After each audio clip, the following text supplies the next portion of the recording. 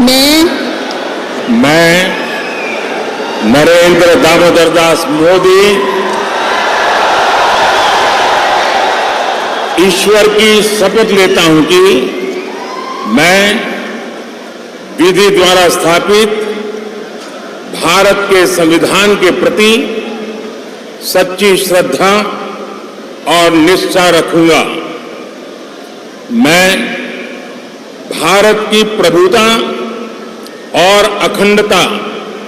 अक्षुण्ण रखूंगा। मैं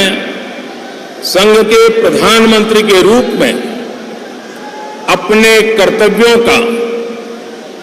श्रद्धापूर्वक और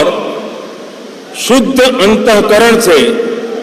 निर्वहन करूंगा तथा मैं भय या पक्षपात, अनुराग या द्वेष के बिना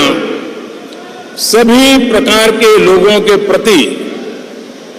संविधान और विधि के अनुसार न्याय करूंगा। मैं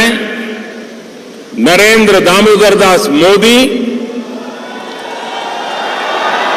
ईश्वर की शपथ लेता हूं कि जो विषय संघ के प्रधानमंत्री के रूप में मेरे विचार के लिए लाया जाएगा अथवा मुझे ज्ञात होगा, उसे किसी व्यक्ति या व्यक्तियों को तब के सिवाय जबकि प्रधानमंत्री के रूप में अपने कर्तव्यों के सम्यक निर्वहन के लिए ऐसा करना अपेक्षित हो, मैं